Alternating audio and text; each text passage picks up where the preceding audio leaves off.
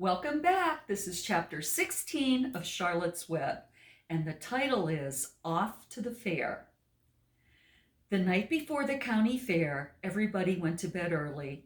Fern and Avery were in bed by 8. Avery lay dreaming that the Ferris wheel had stopped and that he was in the top car. Fern lay dreaming that she was getting sick in the swings. Lurvy was in bed by 8:30. He lay dreaming that he was throwing baseballs at a cloth cat and winning a genuine Navajo blanket. Mr. and Mrs. Zuckerman were in bed by 9. Mrs. Zuckerman lay dreaming about a deep freeze unit. Mr. Zuckerman lay dreaming about Wilbur. He dreamt that Wilbur had grown until he was 116 feet long and 92 feet high, and that he had won all the prizes at the fair and was covered with blue ribbons and even had a blue ribbon tied to the end of his tail. Down in the barn, the animals too went to sleep early, all except Charlotte. Tomorrow would be fair day. Every creature planned to get up early to see Wilbur off on his great adventure. When morning came, everybody got up at daylight. The day was hot. Up the road at the Arable's house, Fern lugged a pail of hot water to her room and took a sponge bath. Then she put on her prettiest dress because she knew she would see boys at the fair. Mrs. Arable scrubbed the back of Avery's neck and wet his hair and parted it and brushed it down hard till it stuck to the top of his head, all but about 6 hairs that stood straight up. Avery put on clean underwear, clean blue jeans, and a clean shirt. Mr. Arable dressed, ate breakfast, and then went out and polished his truck. He had offered to drive everybody to the fair, including Wilbur. Bright and early, Lurvy put clean straw in Wilbur's crate and lifted it into the pig pen. The crate was green. In gold letters, it said, Zuckerman's Famous Pig. Charlotte had her web looking fine for the occasion. Wilbur ate his breakfast slowly. He tried to look radiant without getting food in his ears. In the kitchen, Mrs. Zuckerman suddenly made an announcement. Homer, she said to her husband, I am going to give that pig a buttermilk bath. A what? Said Mr. Zuckerman. A buttermilk bath. My grandmother used to bathe her pig with buttermilk when it got dirty. I just remembered. Wilbur's not dirty, said Mr. Zuckerman proudly. He's filthy behind the ears, said Mrs. Zuckerman. Every time Lurvy slops him, the food runs down around the ears. Then it dries and forms a crust. He also has a smudge on one side where he lays in the manure. He lays in clean straw, corrected Mr. Zuckerman. Well, he's dirty, and he's going to have a bath. Mr. Zuckerman sat down weakly and ate a donut. His wife went to the woodshed. When she returned, she wore rubber boots and an old raincoat, and she carried a bucket of buttermilk and a small wooden paddle. Edith, you're crazy, mumbled Zuckerman. But she paid no attention to him. Together they walked to the pig pen. Mrs. Zuckerman wasted no time. She climbed in with Wilbur and went to work. Dipping her paddle in the buttermilk, she rubbed him all over. The geese gathered around to see the fun, and so did the sheep and lambs. Even Templeton poked his head out cautiously to watch Wilbur get a buttermilk bath. Charlotte got so interested she lowered herself on a drag line so she could see better. Wilbur stood still and closed his eyes. He could feel the buttermilk trickling down his sides. He opened his mouth and some buttermilk ran in. It was delicious. He felt radiant and happy. When Mrs. Zuckerman got through and rubbed him dry, he was the cleanest, prettiest pig you ever saw. He was pure white, pink around the ears and snout, and smooth as silk.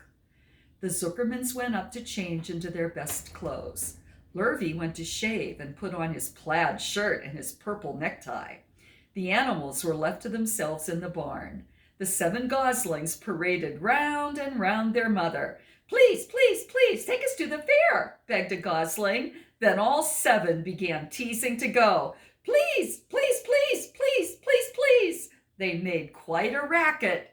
"Children," snapped the goose, "we're staying quietly, at home. Only Wilbur, Ilber is going to the fair."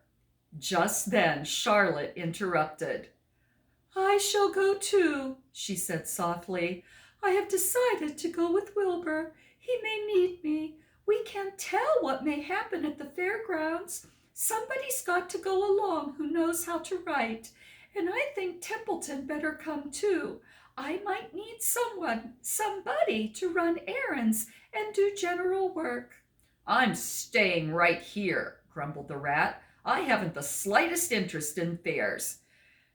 "That's because you never been to one," remarked the old sheep. "A fair is a rat's paradise. Everybody spills food at a fair. A rat can creep out late at night and have a feast. In the horse barn you will find oats that the trotters and pacers have spilled. In the trampled grass of the infield you will find old discarded lunchboxes containing the foul remains of peanut butter sandwiches, hard-boiled eggs, cracker crumbs, bits of donuts, and particles of cheese. In the hard-packed dirt of the midway, after the glaring lights are out and people have gone home to bed, you will find a veritable treasure of popcorn fragments, frozen custard dribblings, candied apples abandoned by tired children, sugar fluff crystals, salted almonds, popsicles, partially gnawed ice cream cones, and the wooden sticks of lollipops. Everywhere is loot for a rat, in tents, in booths, in haylofts. Why, a fair has enough disgusting leftover food to satisfy a whole army of rats." Templeton's eyes were blazing. "Is this true?" he asked. "Is this appetizing yarn of yours true? I like high living, and what you say tempts me." "It is true," said the old sheep. "Go to the fair, Templeton. You will find the conditions at the fair will surpass your wildest dreams. Buckets with sour mash sticking to them, tin cans containing particles of tuna fish, greasy paper bags stuffed with rotten—" "That's enough," cried Templeton. "Don't tell me any more. I'm going." "Good," said Charlotte, winking at the old sheep. "Now then, there's no time to be lost. Wilbur will soon be put into the crate. Templeton and I must get ourselves in the crate right now and hide." The rat didn't waste a minute. He scampered over to the crate, crawled between the slats, and pulled straw up over him so he was hidden from sight. "All right," said Charlotte. "I'm next." She sailed into the air, let out a drag line, and dropped gently to the ground. Then she climbed the side of the crate and hid herself inside a knothole in the top board. The old sheep nodded. "What a cargo," she said. "That sign ought to say Zuckerman's Famous Pig and 2 stowaways." "Look out, the people are coming, shouted the gander. "Cheese it, cheese it, cheese it." The big truck with Mr. Arable at the wheel backed slowly down toward the barnyard. Lurvy and Mr. Zuckerman walked alongside. Fern and Avery were standing in the body of the truck, hanging on to the sideboards. "Listen to me," whispered the old sheep to Wilbur. "When they open the crate and try to put you in, struggle. Don't go without a tussle. Pigs always resist when they are being loaded." "If I struggle, I'll get dirty," said Wilbur.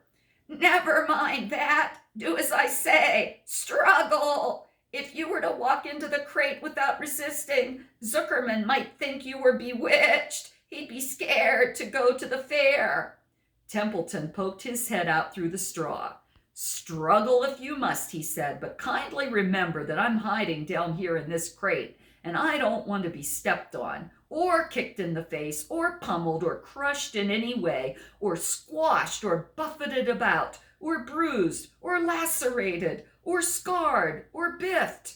Just watch what you're doing, Mr. Radiant, when they get shoving you in." "Be quiet, Templeton," said the sheep. "Pull in your head. They're coming. Look radiant, Wilbur. Lay low, Charlotte. Tuck it up, geese! The truck backed slowly to the pig pen and stopped. Mr. Arable cut the motor, got out, walked around to the rear, and lowered the tailgate. The geese cheered. Mrs. Arable got out of the truck. Fern and Avery jumped to the ground. Mrs. Zuckerman came walking down from the house. Everybody lined up at the fence and stood for a moment, admiring Wilbur and the beautiful green crate. Nobody realized that the crate already contained a rat and a spider. "That's some pig," said Mrs. Arable. "He's terrific," said Lurvy. "He's very radiant," said Fern, remembering the day he was born. "Well," said Mrs. Zuckerman, "he's clean anyway. The buttermilk certainly helped." Mr. Arable studied Wilbur carefully. "Yes, he's a wonderful pig," he said. "It's hard to believe that he was the runt of the litter. You'll get some extra good ham and bacon, Homer, when it comes time to kill that pig." Wilbur heard these words and his heart almost stopped. "I think I'm going to faint," he whispered to the old sheep who was watching. "Kneel down," whispered the old sheep. "Let the blood rush to your head." Wilbur sank to his knees, all radiance gone. He closed his eyes. "Look!" screamed Fern. "He's fading away." "Hey, watch me!" yelled Avery, crawling on all fours into the crate. "I'm a pig! I'm a pig!" Avery's foot touched Templeton under the straw. "What a mess," thought the rat. "What fantastic creatures boys are! Why did I let myself in for this?" The geese saw Avery in the crate and cheered.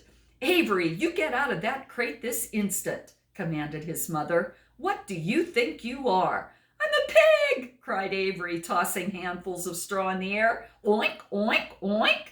The truck is rolling away, Papa," said Fern.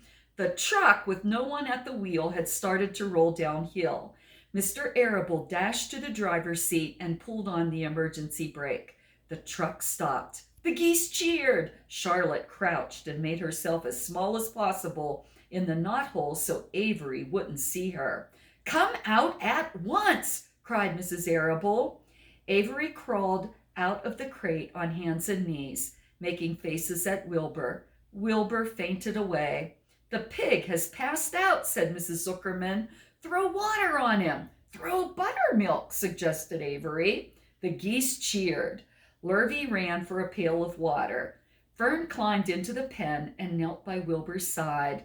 "It's sunstroke," said Mr. Zuckerman. "The heat is too much for him." "Maybe he's dead," said Avery. "Come, get that pig pen immediately," cried Mrs. Arable. "Get out of that pig pen immediately," cried Mrs. Arable. Avery obeyed his mother and climbed into the back of the truck so he could see better. Lurvy returned with cold water and dashed it on Wilbur. "Throw some on me," cried Avery. "I'm hot too." "Oh, keep quiet," hollered Fern. "Keep quiet." Her eyes were brimming with tears.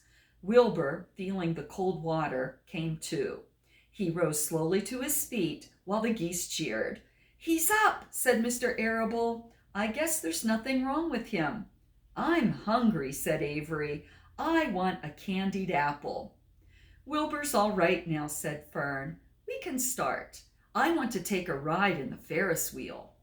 Mr. Zuckerman and Mr. Arable and Lurvy grabbed the pig and pushed him headfirst toward the crate. Wilbur began to struggle. The harder the men pushed, the harder he held back. Avery jumped down and joined the men. Wilbur kicked and thrashed and grunted. "Nothing wrong with this pig," said Mr. Zuckerman cheerfully, pressing his knee against Wilbur's behind. "All together now, boys. Shove!" With a final heave, they jammed him into the crate.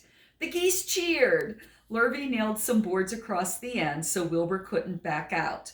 Then, using all their strength, the men picked up the crate and heaved it aboard the truck. They did not know that under the straw was a rat, and inside a knothole was a big gray spider. They saw only a pig. "Everybody in," called Mr. Arable. He started the motor. The ladies climbed in beside him. Mr. Zuckerman and Lurvy and Fern and Avery rode in the back, hanging onto the sideboards. The truck began to move ahead. The geese cheered. The children answered their cheer, and away everybody went to the fair. The end of this chapter.